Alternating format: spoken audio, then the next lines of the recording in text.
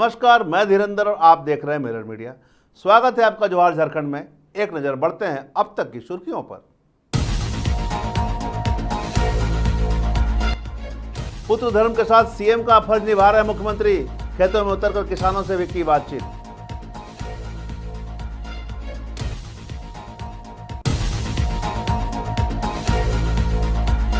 अवैध कोयला खनन में एक मजदूर की मौत की सूचना और एक घायल, प्रबंधन पर उठ रहे हैं सवाल।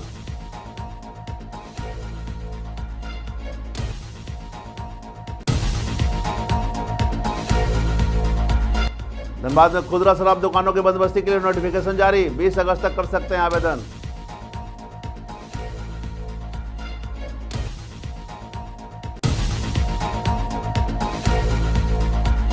मधुबन में कोल वासरी में कर्मचारी की मौत, आश्रित को मिला तत्काल नियोजन।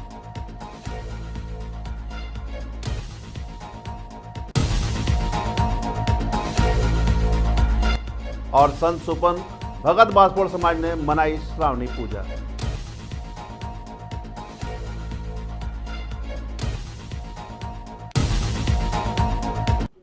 अब खबरें विस्तार से। झारखंड के मुख्यमंत्री हेमंत सोरेन इस वक्त अपने जीवन के सबसे कठिन दौर से गुजर रहे हैं। एक तरफ पिता शिबू सोरेन के निधन का दर्द है, तो दूसरी तरफ राज्य के प्रति अपने कर्तव्यों की भी जिम्मेवारी। रामगढ़ स्थित अपने पैतृक आवास पर वे अंतिम संस्कार के बाद की रस्मों को पूरा कर रहे हैं। इसी दुख की घड़ी में वे राज्य का कामकाज भी देख रहे हैं। मुख्यमंत्री ने अधिकारियों को निर्देश दिए हैं कि वे अपने कामों में कोई कोताही न बरतें। इसी दौरान मुख्यमंत्री खेतों में धान रोपनी कर रहे हैं, किसानों के बीच पहुंचे हैं और उनकी समस्याओं को भी जाना है। उन्होंने किसानों को आश्वासन दिया कि सरकार उनकी हर परेशानी दूर करेगी। धनबाद के निरसा थाना क्षेत्र में राजा कुलेरी के ओसीपी में अवैध कोयला खनन के दौरान चाल धंसने से एक मजदूर की मौत हो गई और एक घायल हो गया। मृतक की पहचान बिरसिंहपुर निवासी के रूप में हुई है। मृत युवक को पोकलेन मशीन और ग्रामीणों की सहायता से बाहर निकाला गया। वहीं मुख्य संघ अध्यक्ष दिनेश सिंह ने कहा कि यह पहला मामला नहीं है। उन्होंने कोयलेरी प्रबंधन और प्रशासन पर मिलीभगत का आरोप लगाया है, क्योंकि ऐसी घटना को रोकने के लिए कोई ठोस कदम नहीं उठाए जा रहे हैं। एक घटना घट रहा था, बगल का एक लड़का डेड कर गया था जस्ट इसी जगह, और लगातार इसके लिए हम अपने पैड पर लिखा पढ़ी भी किए हुए हैं। जो लोग कोयला चोरी करा रहा, रात भर यहाँ से पिकअप चलता है। थाना प्रभारी महोदय को आज भी हमने फोन किया तो उन्होंने बोला कि हम बाहर में, हम लोग के ऊपर केस करवाइए, काम बंद करवाइए। गलत तरीका से ये लोग काम कर रहा है, लेकिन अभी तक ले इन लोग के ऊपर कोई तरह का केस नहीं हुआ है। मिली भगत है। इससे थोड़ा आप मतलब जानकारी में नहीं है। यदि प्रशासन चाह ले तो एक ठोरोरी नहीं उठे, लेकिन सब जगह मिली भगत है। कहीं ना कहीं जो प्रशासन का दावा है, उपायुक्त महोदय का भी दावा है कि अवैध उत्खनन बिल्कुल शून्य है क्षेत्र में, इस पर क्या कुछ? अच्छा, आप लोग ये क्या अपना घर का गलत न्यूज दिखा रहे हैं? पूछिए ना। नहीं, हमारे जिला के एसपी साहब आए, कोयला चोरी पर लगाम लग जाएगा, अपराध पर लगाम लग जाएगा। घटना कम बेसी, लेकिन घटना रुकता नहीं है। लेकिन इसको तो रोकने का सुविधा है, इसके लिए सीएल को गार्ड है, सीआईएसएफ है, थाना है, लेकिन कोई सुनने वाला नहीं है। कहीं कोई सुनने वाला नहीं है। उत्पाद एवं मद्य निषेध विभाग ने राज्य में खुदरा शराब दुकानों की बंदोबस्ती के लिए अधिसूचना जारी कर दी है। इच्छुक दुकानदार 8 से 20 अगस्त तक ऑनलाइन आवेदन कर सकते हैं। ई लॉटरी 22 अगस्त को होगी। सहायक उत्पाद आयुक्त रामलीला रवानी ने बताया कि धनबाद में कुल 130 दुकानों के लिए बंदोबस्ती ऑनलाइन माध्यम से होगी। आवेदक पोर्टल पर ही आवेदन शुल्क का भुगतान कर सकते हैं। ई लॉटरी का परिणाम जिला के एनआईसी पोर्टल पर जारी किया जाएगा। बहुप्रतीक्षित नई उत्पाद नीति 1 सितंबर 2000 इस साल से 25 से लागू होने वाली है, जो 2030 मार्च तक चलेगी। इसमें है कि आवेदन मंगाने का समय हो गया है। आज से लेकर 20 तारीख तक साइट खुला रहेगा। कोई भी आदमी कोई भी दुकान के लिए आवेदन दे सकता है। उसके लिए है कि आवेदन शुल्क के साथ साथ जीएसटी उसका लगेगा, प्लस 2% ईएमडी राशि जो उसमें ग्रुप में लिखा हुआ उसको आपको देना पड़ेगा। अगर आप सफल हो गए तो 10.5% और जमा करके दुकान आप चला सकते हैं। और किन आर्ताओं को पूरा करना होगा? सबसे पहला बात है कि 1 नंबर में तो है कि आवेदन शुल्क पर 2% ईएमडी देना होगा, और भारत का नागरिक होना चाहिए, दिवालिया नहीं होना चाहिए, किसी तरह का सजाया पे सब नहीं होना चाहिए। तो वह हड़ता और इनकम टैक्स रिटर्न कभी फाइल लिखना हुआ, शपथ पत्र एक तो देना है, उसको देना है। तो इसमें कोई खास बात नहीं है। कोई भी आदमी अगर इच्छुक है तो अपना ऑनलाइन व्यवस्था से भर सकता है। कब तक अंतिम तिथि है सर? 20 तारीख तक 7 बजे तक भर सकता है। और अगर हमारा अकाउंट में अगर 11:59 तक भी आ जाएगा पैसा तो उसको। झारखंड के बाघमारा में मधुबन कुलवासी के एक कर्मचारी गिरधारी महतो के निधन के बाद हंगामा हुआ।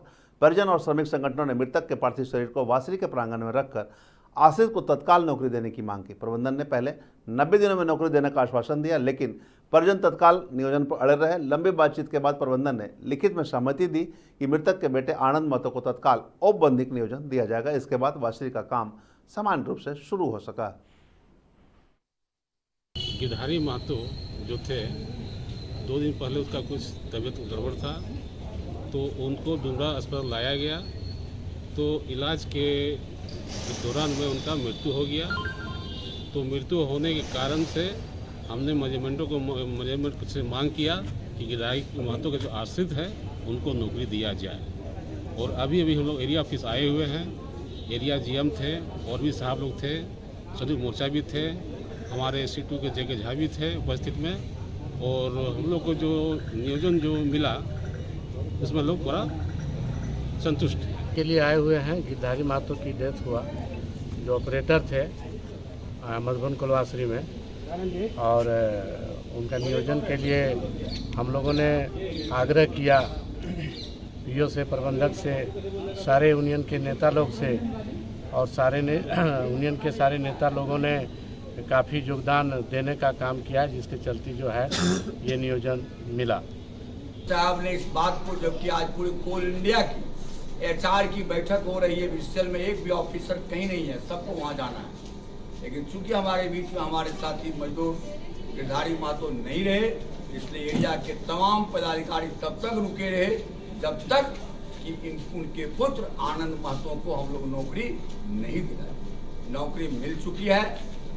अब हम आग्रह करेंगे आनंद महतो से कि आप आज अपना योगदान भी दे दीजिएगा, एक आवेदन लिख करके। धनंजय जी, संत सुपन भगत बासपोड़ समाज ने शुक्रवार को महापर्व श्रावणी पूजा का आयोजन किया। इस दौरान पारंपरिक रूप से पूजा पाठ के बाद कुल देवता को बलि चढ़ाई गई। पूजा के बाद श्रद्धालुओं के बीच प्रसाद का वितरण भी किया गया। मौके पर अखिलेश बासपोड़, ललन बासपोड़, मृदन बासपोड़, मोतीलाल बासपोड़, गणेश बासपोड़ सहित समाज के कई लोग मौजूद थे।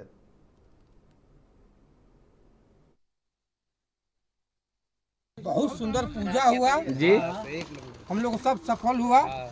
अब खुशी से बढ़कर हम लोग क्या चाहिए, ऐसा ही हर एक साल चलना चाहिए। जितना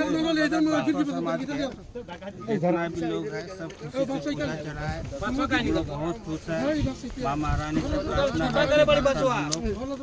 किसी तरह से पूजा पाठ करें और बाल बच्चों को सुख शांति। नालसा एवं झालसा के निर्देश पर 13 मई से शुरू किए गए निराश्रित बच्चों के लिए साथी योजना का शुक्रवार को समापन हो गया। डालसा के सचिव सह अवर न्यायाधीश मयंक तुषार टोपनो ने बताया कि प्रधान जिला एवं सत्र न्यायाधीश सह अध्यक्ष डालसा वीरेंद्र कुमार तिवारी के निर्देश पर गठित साथी टीम की ओर से विशेष अभियान चलाया गया। इसमें 18 साल तक के निराश्रित, झुग्गी झोपड़ी, फुटपाथ, अनाथालय, शेल्टर होम आदि में रह रहे बच्चों के लिए डोर टू डोर जाकर विशेष कैंप का आयोजन कर आधार कार्ड बनवाया गया है। उन्होंने आगे कहा कि अब तक 446 बच्चों का आधार कार्ड बनवाया गया है। इसमें 135 ऐसे बच्चे हैं जो कि दिव्यांग श्रेणी से आते थे। उन सभी का इस योजना के माध्यम से आधार कार्ड बनवाकर, हेल्थ चेकअप करवाकर दिव्यांग प्रमाण पत्र भी बनवा दिया गया। दिव्यांग पेंशन के लिए भी संबंधित प्रखंडों में आवेदन किया गया है। नालसा और झांसा के तत्वाधान निर्देशानुसार हम लोगों ने एक साथी कैंपेन ऑर्गेनाइज किया था, जिसमें जितने निराश्रित बच्चे हैं जिनका आधार कार्ड नहीं बना है, जिसके कारण उनको गवर्नमेंट स्कीम से नहीं जोड़ा जा सक रहा था, तो हम लोगों ने स्कीम चलाया था 13 मई से और आज उनका समापन भी है। तो उसमें हम लोग 446 बच्चों का हम लोग आधार कार्ड बनाए हैं और उसमें स्कूल्स में हम लोग 12 बच्चों का एडमिशन करवाए हैं। हेल्थ स्क्रीनिंग हुआ 135 बच्चों का। लीगल एड उसमें से हम लोगों ने 2 बच्चों का दिया है और स्कीम से हम लोग 73 बच्चों को हम लोग लिंक किए। उपायुक्त आदित्य रंजन की अध्यक्षता में शुक्रवार को जिला प्रारंभिक शिक्षा समिति की बैठक आयोजित हुई। इसमें KK public school Govindpur, royal high school Jorapokhar, Phagu Mahto high school Baghmara, elite public school Chirkunda, Gurukul public school Govindpur, Gurukul public school Baghmara, royal public school Nirsa और DY Patil international school Dhanbad के RTE मान्यता को लेकर आवेदनों की स्क्रूटनी की गई। स्क्रूटनी के दौरान समिति को आवेदन में त्रुटि मिली है। इसके बाद समिति ने जिला शिक्षा अधीक्षक को सभी विद्यालयों से त्रुटि दूर करके फिर से आवेदन करने का निर्देश दिया। वहीं उपायुक्त ने सभी विद्यालयों से उनके यहां कार्यरत शिक्षकों का विगत 1 साल से उनका स्टेटमेंट ऑफ अकाउंट आवेदन के साथ संलग्न करने और राज्य सरकार से प्राप्त प्रारूप के अनुसार आवेदन समर्पित करने के निर्देश दिए।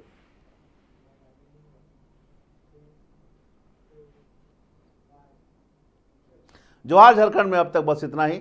देश और दुनिया की तमाम खबरों के लिए बने रहे मिरर मीडिया के साथ।